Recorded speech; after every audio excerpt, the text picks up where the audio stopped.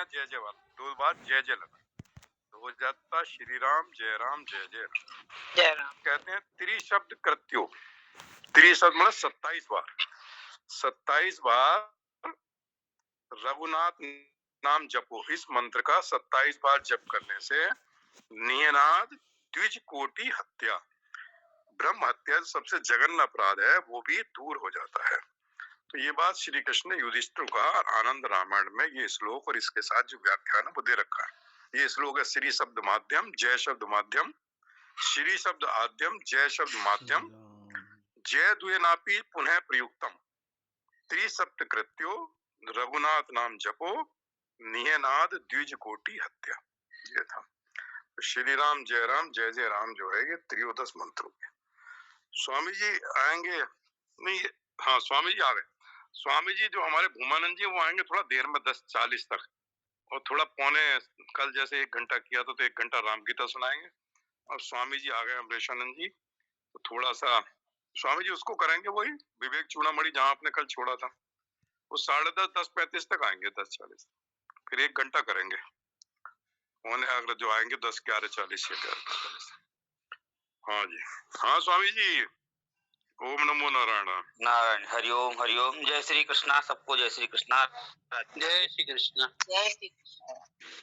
जय श्री कृष्ण। स्वामी जी नमो नारायण। नारायण हरिओम। नमो नारायण। जय श्री कृष्ण। जय श्री कृष्णा। जय श्री कृष्णा। तो आज थोड़ा देर तक चलेगा, वो स्वामी जी आएंगे 10 तो 11:40 तक चल जाओगे शायद। ओम नमो ब्रह्मादिभ्यो ब्रह्म विद्या संप्रदाय कर्तृभ्यो वंश ऋषिभ्यो महाभ्यो नमो गुरुभ्यः। सर्वोपप्लवरहितः प्रज्ञानघनः प्रत्यगर्थो ब्रह्मैवाहमस्मि। ओम नारायणं पद्मभवं वसिष्ठं शक्तिं च तत्पुत्र पराशरं च व्यासं सुखं गौडपदं महान्तं गोविन्द योगीन्द्रमथास्य शिष्यं श्रीशङ्कराचार्यमथास्य पद्मपादं च हस्तामलकं च शिष्यं तन्त्रोटकं वार्तिकारमन्यान् अस्मद्गुरुं सन्ततमानतोऽस्मि। श्रुतिस्मृतिपुराणानाम् आलयं करुणालयं नमामि भगवत्पादं शङ्करं लोकशङ्करं।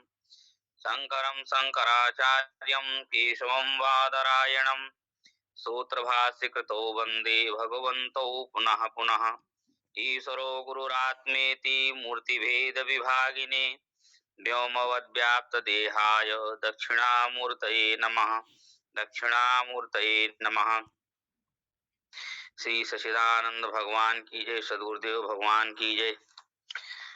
श्री राम जय जय राम, श्री राम जय जय राम, श्री राम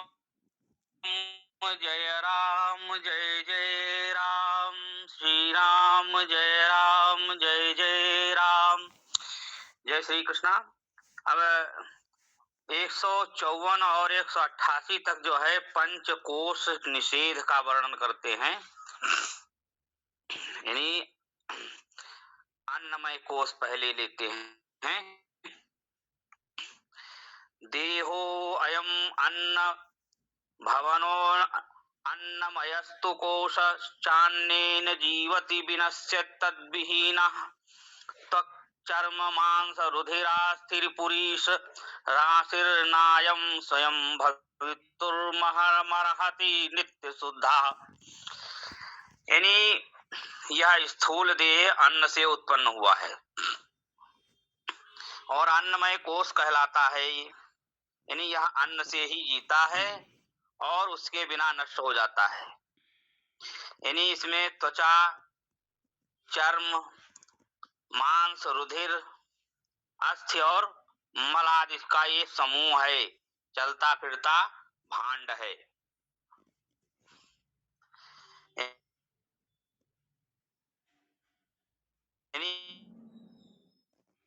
ये स्वयं प्रकाश नित्य श्लोक से आरंभ कर प्रत्येक कोष पर गहरा चिंतन किया जा रहा है। यानी एक के बाद एक कोष को लेकर उन पर सम्यक विवेचन, अन्वेषण और चिंतन किया गया है और बिना किसी पूर्व आग्रह के इस गहन चिंतन के परिणाम स्वरूप एक कोष का यानी बारी बारी से निषेध किया जाता है।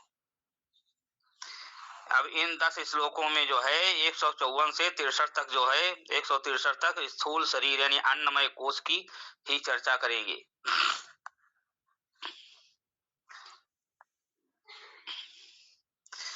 अधिकांश प्राणियों के लिए यह स्थूल शरीर जबरदस्त आकर्षण है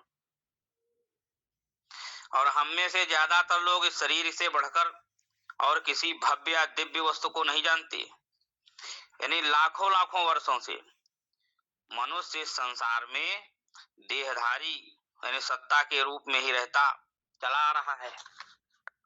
न जाने कितने जन्मों से वह अपनी आत्मरक्षा वाली जो मूल प्रवृत्ति से ही परिचालित होकर के संघर्ष युक्त जीवन व्यतीत करता आ रहा है। अब आज एकाएक यह कह देना कि मैं देह नहीं हूं बड़ा हास्यास्पद यानी असंभव और मूर्खतापूर्ण कथन माना जाएगा।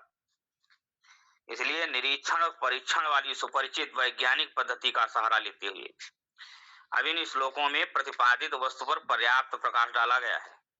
यानी शरीर के विभिन्न घटकों, उनके कार्य और इस शरीर की बाह्य संसार के का ज्ञान ये कैसे प्राप्त होता है, शरीर का शरीरी से क्या नाता है, यानी बाह्य संसार से क्या संबंध है,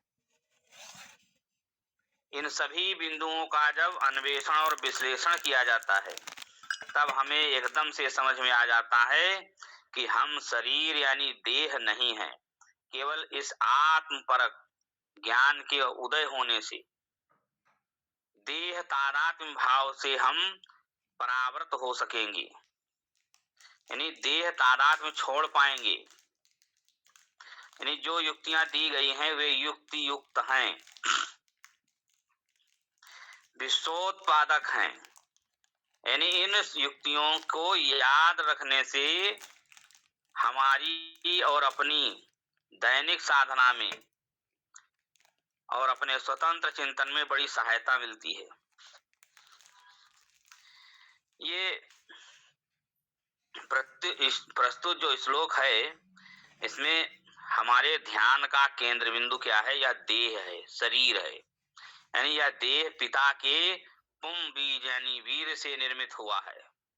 पिता ने जो अन्न खाया उसी के रस से वीर्य बना और जब माँ के गर्भ में वो बीज प्रविष्ट हुआ तब उसका पोषण जो है वो माँ के खाए हुए अन्न और जल से ही होता है। जन्म के अनंतर दिन प्रतिदिन लिए जाने वाले भोजन और उसके रस से वह वृद्धि पाता रहता है, यानी पोषित होता रहता है। जब यह शरीर समाप्त होता है तब यह स्वयं पक्षियों, कीटाणुओं व पौधों आदि का भोजन बन जाता है। तो इस प्रकार जो अन्न से उत्पन्न हुआ, अन्न में ही स्थित यानी प्रतिष्ठित रहा और पुनः दूसरों के लिए अन्न बना, उसको अन्नमय कोष ये नाम दिया गया है। अब सूक्ष्म निरीक्षण करें तो पाएंगे कि ये शरीर त्वक, चर्म, आंख, मांस, रुधिर, अस्थि, मज्जा से बना हुआ है। यानी इन घटकों से निर्मित यह देह यानी मलमूत्र से भरा हुआ ही है। अब जरा देखिए और सोचिए कि ऐसी मोहक, ऐसी आकर्षक मेरी देह इन्हीं वस्तुओं से बनी हुई है। इसलिए स्पष्ट है कि यह मलयुक्त शरीर कभी भी नित्य शुद्ध दैदीप्यमान आत्मा नहीं हो सकता, क्योंकि देह के वे घटक अनित्य हैं।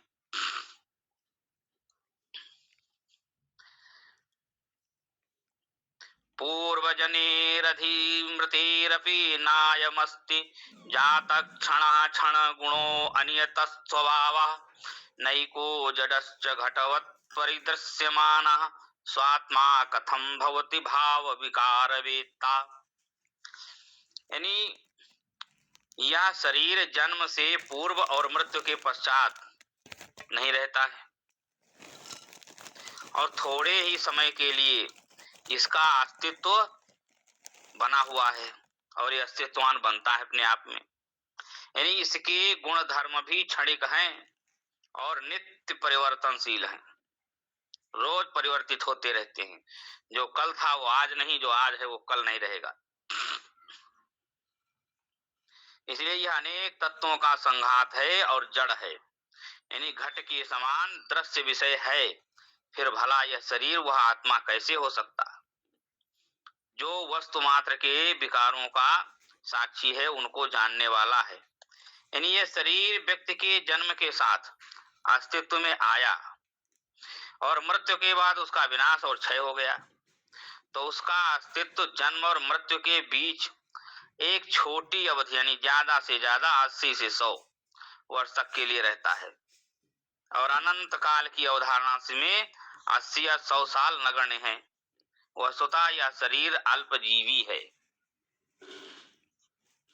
अब मनोवैज्ञानिकों ने पता लगाया कि कोई भी स्वप्न 1.5 मिनट से अधिक अवधि का नहीं होता, पर इस अल्पकालीन स्वप्न में हम अनेक वर्षों का जीवन अनुभव देख लेते हैं। यानी जागृत अवस्था के काल के मानदंड से स्वप्न का समय बहुत ही थोड़ा अल्प होता है। इसी प्रकार अनंत काल की दृष्टि से हमारे जीवन अवधि की भी बहुत छोटी है, बहुत अल्प है। यानी वास्तव में काल की अवधारणा ही सापेक्ष होती है। अब इस छोटी सी अवधि में जब जीव शरीर में रहता है तब भी देह का स्वरूप क्षण क्षण परिवर्तित होता रहता है और अभी वह सुखी है तो अभी दुखी, यानी इस क्षण सात्विक है तो अगले क्षण राजसिक है। एक नेक इंसान बुरा बन जाता है तो एक बुरा आदमी अच्छा बन जाता है। हर समय गुण परिवर्तित होते रहते हैं, यानी दैहिक, भौतिक, बौद्धिक और मानसिक स्तर पर होने वाले इन परिवर्तनों को रोका नहीं जा सकता और उनकी अभिव्यक्तियां देह के माध्यम से सतत प्रकट होती रहती हैं। यानी जब तक देह की इच्छा यानी अच्छी देखभाल की जाती है शरीर की, तब तक यह शरीर जीवित नहीं रहती। यानी यदि हम उसकी उपेक्षा करते हैं तब भी वह जीवित नहीं रहता। अब वह प्रत्येक के स्वयं के ऊपर निर्भर करता है कि शरीर की देखभाल करनी जरूरी है या नहीं। यानी वह तो प्रारब्धवशात जीवित रहता ही है। यानी शरीर की प्रकृति एकदम अनिश्चित और अस्थिर है। इसके संबंध में कोई भी निश्चित भविष्यवाणी नहीं की जा सकती और फिर केवल एक ही देह थोड़े हैं, हर एक की अपनी देह है, यानी दूसरों से अलग। तब फिर भला यह देह वह आत्मा कैसे हो सकती है जो एक अद्वितीय है। इसलिए देह जो है वो स्वभावतः अचेतन है और वह चेतन नहीं है। यानी मैं जहां जाता हूं मेरे कपड़े भी वहां जाते हैं, परंतु कपड़े स्वतंत्र रूप कहीं नहीं जा सकते। यानी जब देह के क्रियाकलापों को संचालित करने वाला देही जीवात्मा चला जाता है तो देह का भी नाश हो जाता है। देह दृश्य वस्तु है किसी घट की ही भांति और उसके स्वयं की कोई चेतना नहीं। वह चित नहीं है, वह दृष्टा भी नहीं है, परंतु इंद्रिय जन्य ज्ञान की दृष्टि से देखें तो वह दृश्य वस्तु है। यानी वह अपने माध्यम से वस्तु जगत यानी जो दृश्य प्रपंच दिखाई देता है उसको देखने अथवा जानने में जो चैतन्य की सहायता जरूर करती है। यानी विशुद्ध चैतन्य के कार्य करने के लिए वह एक कारण है, उपाधि है। जैसे एक टेलीस्कोप दूसरी वस्तुओं को स्वतः नहीं देख सकता, परंतु बुद्धिमान कुशल व्यक्ति अवश्य ही इसी टेलीस्कोप के माध्यम से दूर की उन वस्तुओं को देख सकता है। इसी प्रकार आत्म चैतन्य के